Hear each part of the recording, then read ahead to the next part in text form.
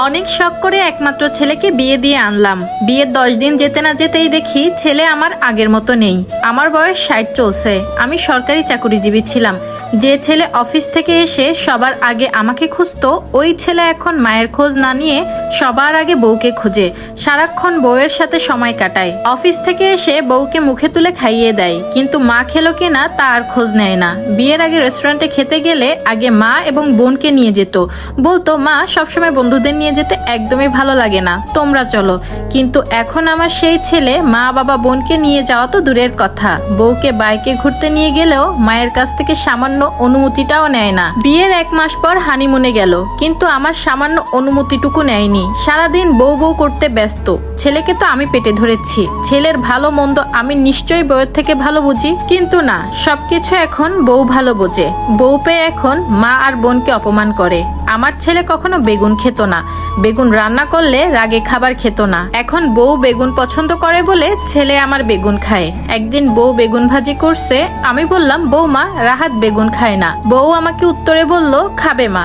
আমি বললাম, খাবে না ও খায় না, রান্না করলে খাবার না খেয়েই উঠে যাবে। ছেলে এসে সে বেগুন খেলো তো খেলোই, উল্টো কত প্রশংসা। ওই দিন অপমান করলো ছেলে আমাকে। সেদিন আমার ছেলে তার বউকে বোঝালো, মা কিছুই জানে না। বউ তো আরো পাওয়ার পেয়ে গেল। বিয়ের 4 মাসের মাথায় ছেলে আমাকে বলে, মা তুমি কি আমাদের সুখ দেখলে কষ্ট পাও? আমি বললাম, না তো, কেন? রাহাত বলে, মা তুমি সবসময় তোমার সাথে বউকে কেন তুলনা করো? তাহলে আমাদের জীবনে আমরা যা ইচ্ছা করি, তুমি সবকিছুতে আগের মতো কেন করো? আমি কি ছোট মানুষ? আমরা ঘুরতে গেলে তোমার অনুমতি কেন নিতে হবে? আমি কি খাবো, বউ কি রান্না করবে, সেটাও কেন তোমার কাছ থেকে প্রতিদিন অনুমতি নিতে হবে? আমার বউয়ের জন্য নতুন কিছু গিফট আনলে সেটা কেন আমার বোনকে প্রতিদিন কৈফিয়ত দিতে হবে? তুমি তো এত বছর বাবার সাথে সংসার করে এসেছো, কই দাদিকে তো কখনো এসব করতে দেখিনি। এমনকি দাদি যদি কখনো করতো তুমি তো একদমই মেনে নিতা না।